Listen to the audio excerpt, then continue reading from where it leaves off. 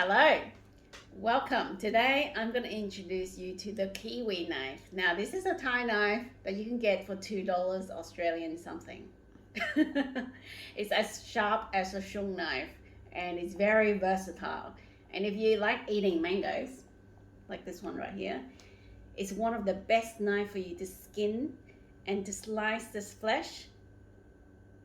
It's very yummy. Anyway, I am very excited today to show you, introduce to you a new fruit. Now, it's not as spectacular as, a mango, but it's a variety out there in the world. This is commonly known in Vietnamese as green apples. So it's very unique in terms of the shape.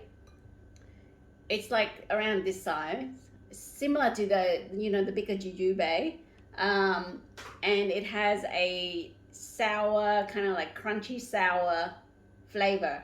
It's not so much sweet, and sometimes it can be a bit bland.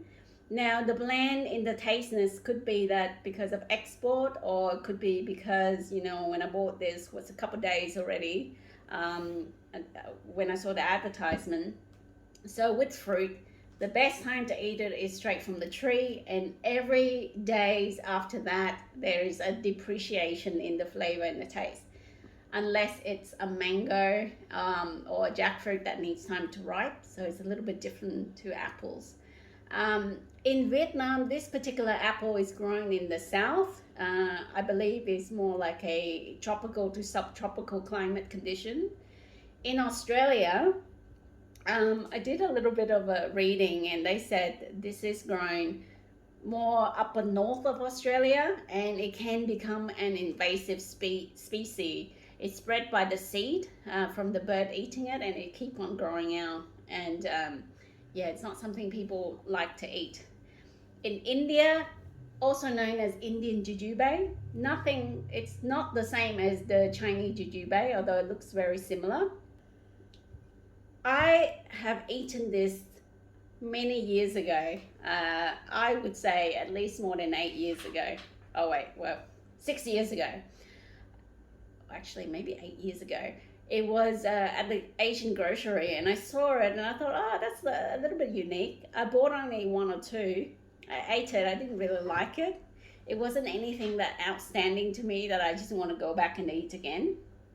If I have to compare between the jujube, the Chinese jujube, and the green apple, the smaller variety green apples, I would probably grow the Chinese jujube, because this one, I don't know, the flavor didn't do it for me. Now I'm going to cut it out and let you guys see what is inside. Otherwise you can just eat it straight up.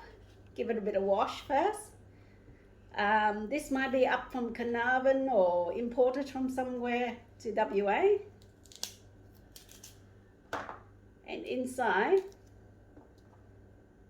it looks very much like a Granny Smith. See? You can eat the skin.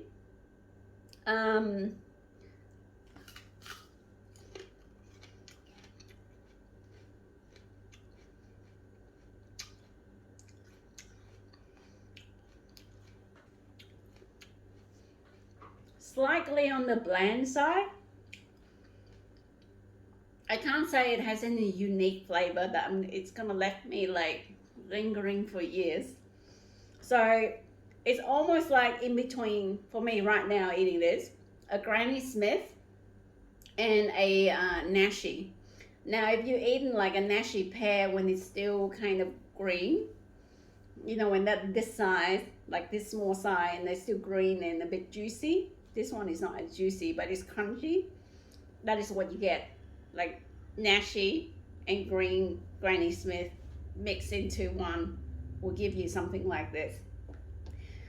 But if you are a fruit enthusiast and you like to grow variety, then sure, you can grow one of these.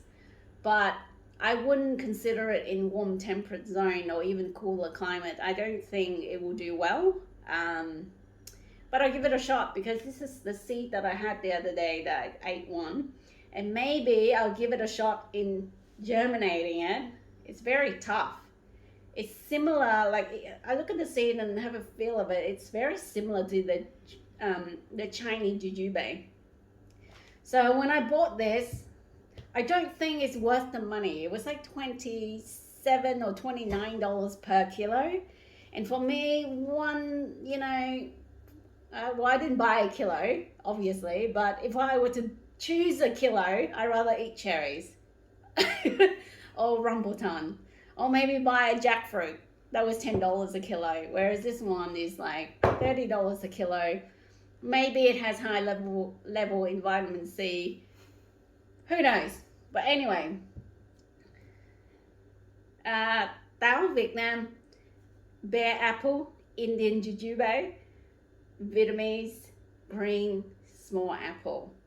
Well, I hope you enjoyed the video and learned something new and discover a new fruit variety. Have a lovely day. Bye. Wait. Let's do this the traditional way.